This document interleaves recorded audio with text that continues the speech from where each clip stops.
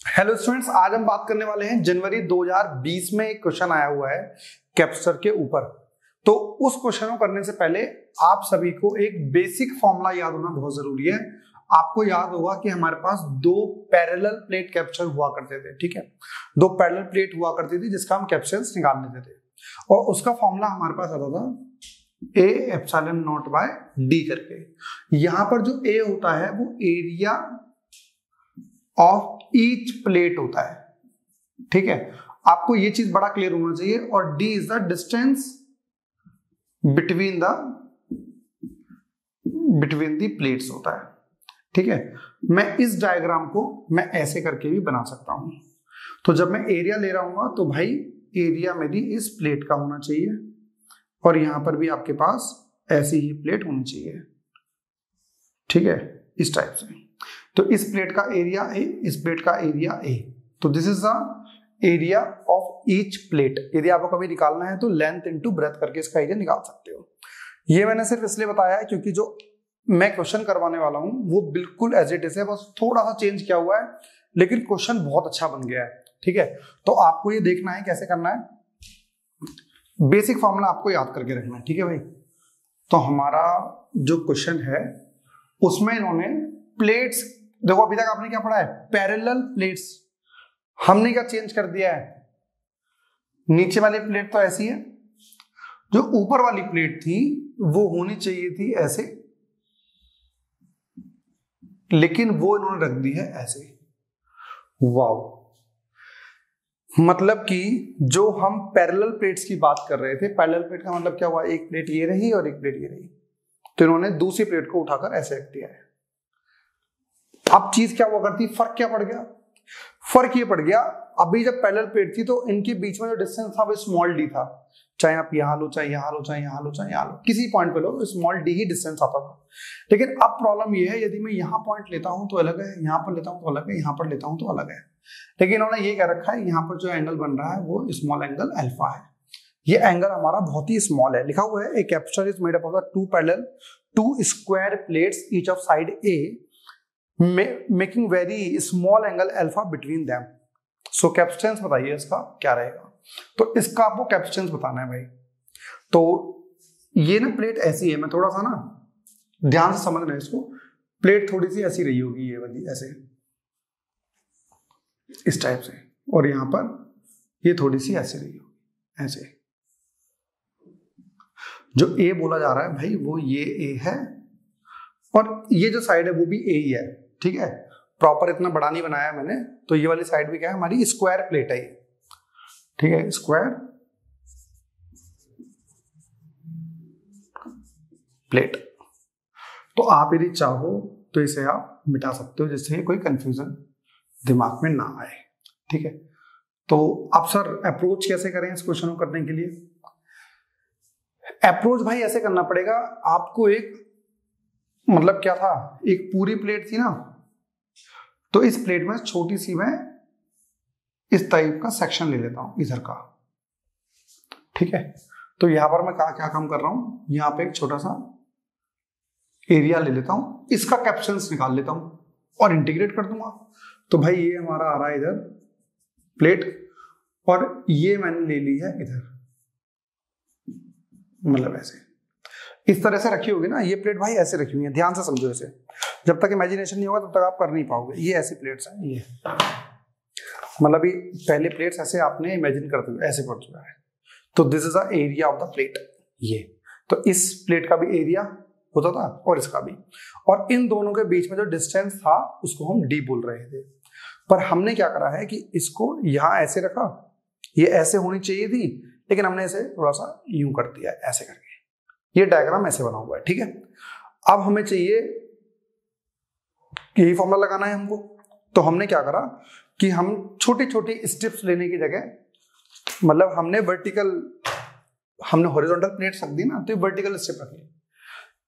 ये जो स्टेप ली है हमने वो एक्स डिस्टेंस पे ली है और dx थिकनेस की है, dx थिकनेस की है, ठीक है। और ये वाला जो डिस्टेंस था वो स्मॉल d बना रखा है हमने। अब मेरे को इस सेक्शन की क्या करनी है भाई, कैपेसिटेंस निकालना है। तो हम क्या लिख सकते हैं, consider an element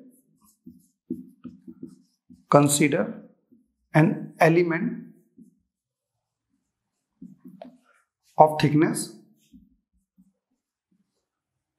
dx at a distance x। ठीक है, x डिस्टेंस पे यहां से आपने dx लेंथ थिकनेस का एलिमेंट ले लिया है। तो कैपेसिटेंस निकालना है, तो कैपेसिटेंस क्या रहेगा भाई इसका, बताइए फॉर्मूला क्या होता है। डायलेक्ट्रिक में डाला, जनरल फॉर्मूला क्या होता था, a epsilon naught by d. अच्छा मुझे बताइए डी डिस्टेंस कौन सा होगा, इस प्लेट और इस प्लेट के बीच का डिस्टेंस, मतलब ये पूरा यहां से लेके यहां तक, ये वाला डिस्टेंस तो डी है।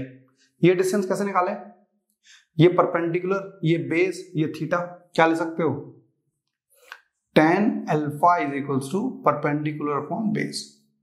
तो tan alpha is equals to perpendicular निकालना है, बेस हमारा क्या है x, तो x tan अल्फा आ गया हमारे पास x की वैल्यू।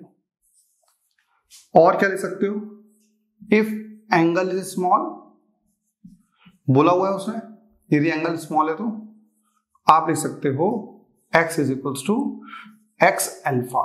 ये चीज हमारे पास आ जाएगी। बात समझ में आई नहीं आई। अब मेरे को फॉर्मूला लगाना है, क्या होता है, a epsilon naught by d.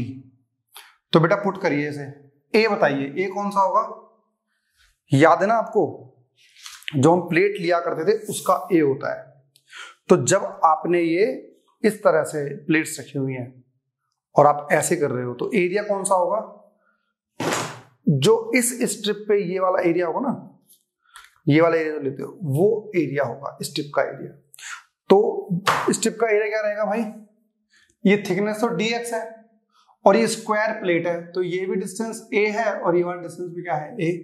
तो ये डिस्टेंस हो गया है a और ये चीज हो गई है dx। ध्यान से समझना इसको भाई, क्योंकि बच्चे यही गलती करते हैं, ले कौन सा area, area of the plate होता है ये। बात समझ में आ रही है। तो इस सेक्शन का एरिया आपको लेना है। तो ये हमारी साइड a है और ये थिकनेस dx थी, तो a की क्या कर सकते हो, a into dx, length into breadth लगा दिया, एप्सिलॉन नॉट डी बताइए डी कितना रहेगा, मतलब ये डी मतलब डिस्टेंस बिटवीन द प्लेट्स हुआ करता था, तो यहाँ पे डी ये रहा, प्लस ये वाला कितना है बेटा हमारे पास x is equals to, sorry ये परपेंडिकुलर है, p is equals to x alpha. तो x अल्फा करके चीज आ गई। बात समझ में आई नहीं आई। तो ये छोटा सा डिस्प्लेसमेंट इसका हमारा आ गया है a epsilon not dx upon d plus x alpha. यदि मैं इंटीग्रेट करना चाहूं तो इंटीग्रेट कर देता हूं, तो 0 टू c आ जाएगा। यहाँ पे वेरिएबल क्या है भाई मेरे पास, d कांस्टेंट है, अल्फा कांस्टेंट है, x वेरिएबल है।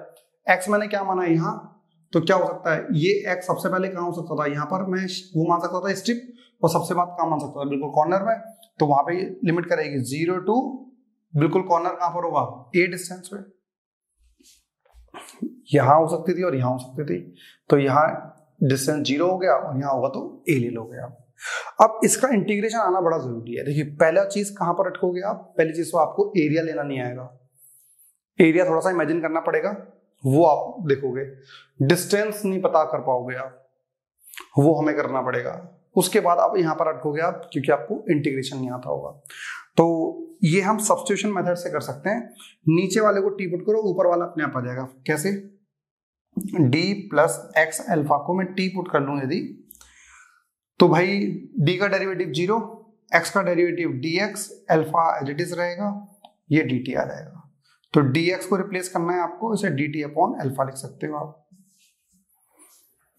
लिमिट, तो ये हमारा c आ गया इंटीग्रेशन के बाद, a एप्सिलॉन नॉट dx, ये कैसे कर सकते हैं भाई, dt अपॉन x मतलब अल्फा, और इसकी जगह हम लिख सकते हैं t। लिमिट बताइए भाई, क्योंकि ये लिमिट तो किसकी थी, x की, तो x जब 0 होगा तो t कितना होगा, लेकिन अब फंक्शन किस में चेंज हो गया, पूरा का पूरा t में। और ये इंटीग्रेशन में लिमिट चेंज करना मैंने आपको गॉस थ्योरम में क्वेश्चन है बहुत सिखाया हुआ है। तो आपको करना क्या होता है, मैं दोबारा बता देता हूं आपको। ये लिमिट थी x की, तो x की इनिशियल कंडीशन क्या है 0, यहां पर इनिशियल कंडीशन 0 डालो तो d क्या आ जाएगा when x is equal to 0 t is equal to d आ जाएगा। तो t की लिमिट क्या आ गई इनिशियल d, और अपर लिमिट जब ये a होता तो x की जगह a डालते तो ये आ जाता हमारे पास d plus a alpha, d plus a alpha हमारे पास आ जाएगा। बात समझ में आ रही नहीं आ रही भाई? तो अब आपको रिप्लेस करना है, तो dt अपॉन t का इंटीग्रेशन बताइए भाई क्या आएगा, c इज इक्वल्स टू आएगा हमारे पास a epsilon not upon alpha log t, आप ln भी लिख सकते हो बेटा, ठीक है, ln t, और लिमिट क्या है भाई, लोअर लिमिट है d और अपर लिमिट है d प्लस a अल्फा, ये आ गया हमारे पास। वैल्यू पुट कर दे भाई इसके अंदर, अब कर देते हैं। तो c is equals to a epsilon not upon alpha, upper limit put कीजिए ln क्या d plus a alpha minus ln d। बेटा log a minus log b क्या होता है, log a upon b, log a minus log b equals to log a upon b, मतलब ये denominator में आ जाएगा। तो c is equals to a epsilon naught by alpha ln d plus a alpha upon d आ गया। यदि आप इसे अलग अलग करना चाहेंगे तो c हमारा आ जाएगा a epsilon not upon alpha ln 1 plus a alpha by d आ गया। लेकिन भाई लोग प्रॉब्लम यह है कि ये ऑप्शन में है ही नहीं कहीं, हमारे चारों ऑप्शन में से ये कहीं है ही नहीं। तो क्या करें, हमारे ऑप्शन में जो एक आंसर आ रहा है वो आ रहा है a square epsilon not into D. पहले थी तो चारों के चारों ऑप्शन जो है वो a square epsilon not upon d आ रहा है। तो भाई ये तो हमारे यहाँ पहली चीज है ही नहीं दूर दूर तक, क्या करें बताइए। एक नई चीज पढ़ने वाले हैं भाई, इसे याद रखना, कभी भी आगे यदि क्वेश्चन करते हो तो ये छोटी चीज आपको याद रखनी पड़ेगी। log 1 प्लस एक्स की, जिनकी ऑब्वियसली बात है जेईई मेंस का पेपर दे रहे हो, आपका मैथमेटिक्स रही होगी, तो आपने log 1 प्लस एक्स की एक सीरीज पढ़ी होगी which is equals to x minus x square by 2 plus x cube by 3 minus x की power 4 by 4 up to so on करके ये सीरीज आपकी होती है। लेकिन इन्होंने ये क्या रखा है, अल्फा बहुत छोटा है। अच्छा ये वाली चीज बेटा, ये वाली सीरीज यूज कब होती है, when x is very small, तभी आप इसे यूज कर सकते हो। यदि वेरी स्मॉल है तो x क्यूब जब करोगे तो भाई जब बहुत छोटी वैल्यू का क्यूब करते हो तो और छोटा बन जाता है, उसकी पावर 4 करोगे तो और छोटा हो जाएगा। ऑब्वियसली बात है उसके नीचे 4 भी है तो और छोटा हो गया, मतलब कि आप सिर्फ यहाँ पे x स्क्वायर तक ले लो तो काम चल जाएगा।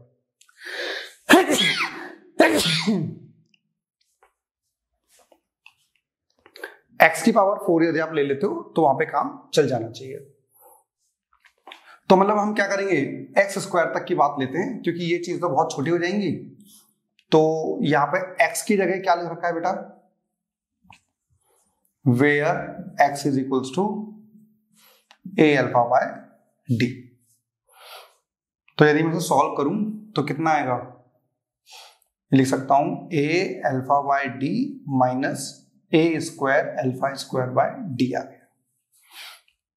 कुछ कॉमन ले सकता हूं, बिल्कुल ले सकता हूं, a alpha by d common आ जाएगा, या 1 minus a alpha by d आ जाएगा।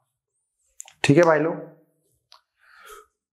तो मतलब कि इस पूरे लॉग वाली टर्म को मैं हटाकर ये वाली चीज लिख सकता हूं। ये भाई बहुत अच्छे से समझ लेना इस क्वेश्चन को, कहां पर लॉग रिप्लेस कर रहे हैं, क्या कर रहे हैं, इंटीग्रेशन में लिमिट कैसे पुट कर रहे हैं, दोबारा देख लेना इस क्वेश्चन को क्योंकि बहुत इंपॉर्टेंट है ये। आगे करें c is equals to a epsilon naught by alpha, तो था ही, लॉग वाली पूरी टर्म को हटाकर क्या लिख सकते हैं हम, a alpha by d 1 minus a alpha by d। Alpha से अल्फा कट गया, c is equals to a square epsilon naught by d 1 minus a alpha by d वाली चीज आ गई है। ठीक है ना, तो ये हमारा, अच्छा एक चीज और, हाँ अपॉन में 2 भी था, तो यहाँ पे ये तो x रहा, ये x स्क्वायर कर दिया, अपॉन में 2 रह गया, तो ये 2 वाली चीज और रह गई है। ये आप चीज और देख सकते हैं। तो 1 minus A alpha by 2d करके ये हमारा ऑप्शन है करेक्ट। तो कभी भी यदि देखो कितना सिंपल सी चीज थी, पहले हमारे पास पैरेलल प्लेट्स थी, उन्होंने एक प्लेट को थोड़ा सा अल्फा एंगल से टिल्ट कर दिया, तो कैपेसिटेंस में कितना ड्रास्टिक चेंज आ गया है, और निकालने का तरीका तो बहुत ज्यादा ही चेंज हो गया है।